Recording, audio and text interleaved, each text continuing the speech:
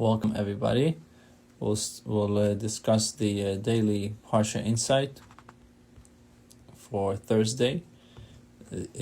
This Shabbos, the Parsha is, we have double Parsha Vayakel and Pekudei, also Parshas Chodesh because it's the month of Nisan, and Parshas Chazak, Shabbos Mevorchim. There's many things going on, but the portion for Thursday starts with chapter 39, verse 2.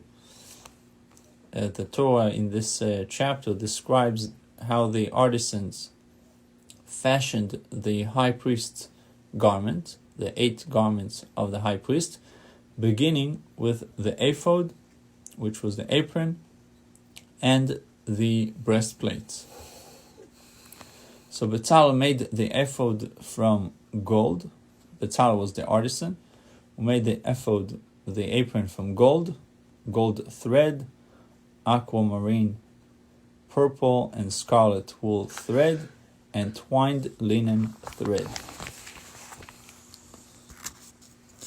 Flax, out of which linen is made, was the offering of Cain, the son of Adam's wicked son, while wool was the offering of Hevel, Adam's righteous son. In this context, flax represents evil, while wool represents good. Normally then, the Torah prohibits mixing linen into woolen garments, for we are enjoined to distinguish between good and evil. For a deeper perspective, however, evil is often the expression of some holy entity that had suffered a tragic fall. Even so, evil still has to be avoided, since what matters is how an entity is expressed in this world. We don't care the way the world runs. Your source can be a very negative source, but if you express yourself properly, you're good. If your actions are good, you're good. If your source is very holy, but you express yourself in a negative way, so you express yourself negatively. That's what counts, how you handle yourself.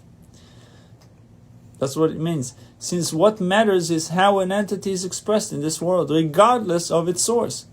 In the tabernacle, however, everything manifested its spiritual source, so mixing wool and flax was permitted. Similarly, by showing people who exhibit toxic behavior that their evil is really the fallen version of some deep drive for holiness, meaning they truly want to do good, we enable them to express their true holy selves. They will then cease to be our enemies, becoming instead our allies in spreading divine consciousness.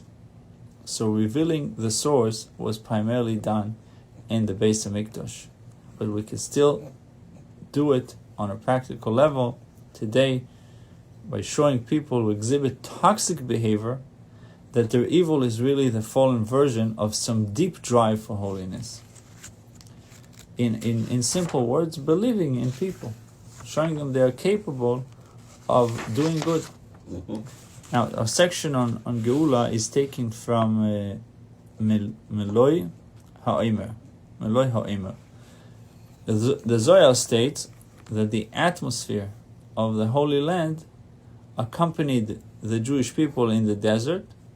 So they were, by traveling the desert, they already sensed, they felt the atmosphere of the Holy Land.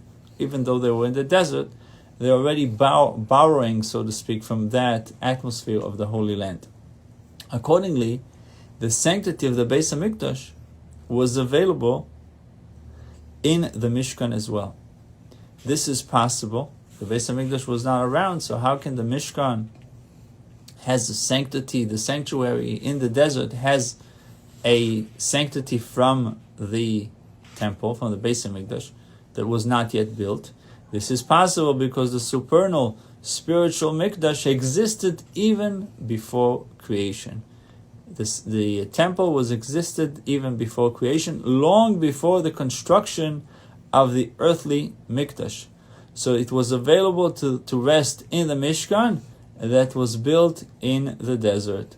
Nevertheless, it integrated fully with the Beis HaMikdash in Yerushalayim, which is its true counterpart. The heavenly Mikdash united with the physical Mikdash to the extent that although it appeared to our enemies that they had destroyed the Beis HaMikdash, its stones were in fact concealed by divine act, and those original stones will return in the future era for use in the third Beis HaMikdash. We'll continue with the En Yaakov shortly.